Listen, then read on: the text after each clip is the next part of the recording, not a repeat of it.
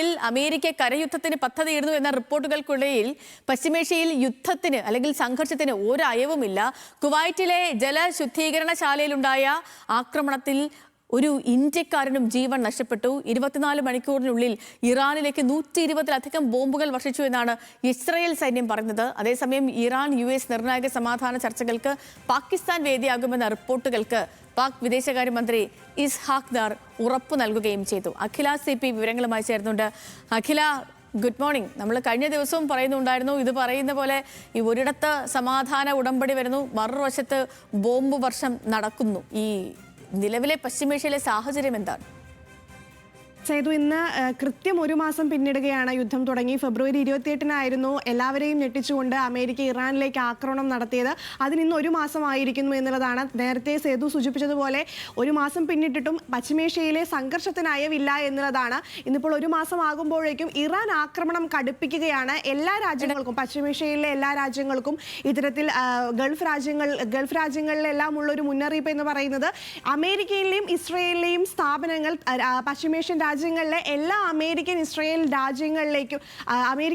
സ്ഥാപനങ്ങളിലേക്കും ആക്രമണം വ്യാപിപ്പിക്കും എന്നുള്ളൊരു മുന്നറിയിപ്പാണ് ഇറാൻ നടത്തുന്നത് എന്നുള്ളതാണ്. അതായത് അമേരിക്കയിലും ഇസ്രയേലിലെയും സ്ഥാപനങ്ങൾ ലക്ഷ്യമിട്ട് ആക്രമണം നടത്തും. അതുകൊണ്ട് തന്നെ സർവകലാശാലകളിലെ, രാജ്യത്തുള്ള ഇറാഖിലെയും ഗൾഫ് രാജ്യങ്ങളിലെയും ഉള്ള അമേരിക്കൻ ഇസ്രയേൽ സർവകലാശാലകളെല്ലാം ഇതിനോടകം തന്നെ ഓൺലൈനിലേക്ക് മാറിയിട്ടുണ്ട്. വലിയ ഭീഷണി ഇറാന്റെ ഭാഗത്തു നിന്നുണ്ട് എന്നുള്ളൊരു മുന്നറിയിപ്പിന്റെ ഭാഗമായിട്ടാണ് ഈ നടപടി.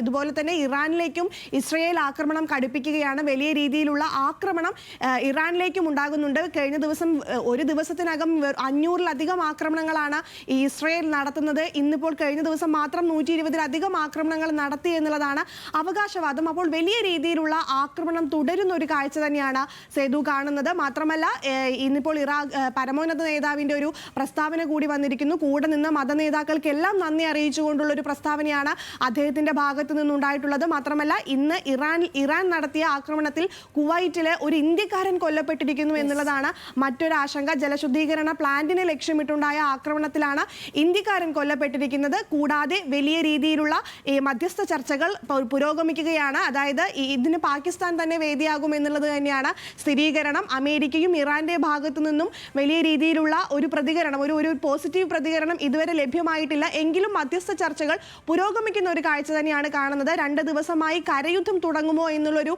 ആശങ്ക കൂടി ഉണ്ടായിരുന്നു. അതായത് കരയുദ്ധം തുടങ്ങിയാൽ കാര്യങ്ങൾ വലിയ രീതിയിൽ കൈവിട്ടു പോകും. ലോക സമ്പദ് വ്യവസ്ഥ തന്നെ വലിയ പ്രതിസന്ധിയിലാകുന്ന ഒരു കാഴ്ച നമ്മൾ കാണേണ്ടി വരും. അതുകൊണ്ട് തന്നെ മധ്യസ്ഥ ചർച്ചകളിലാണ് ഇനി ലോകം ഉറ്റുനോക്കുന്നത്. സേതു. ഓക്കെ അഖില, ശരി. പറഞ്ഞ പോലെ പശ്ചിമേഷ്യയിലെ സാഹചര്യം ഇപ്പോഴും സംഘർഷഭരിതമാണ്.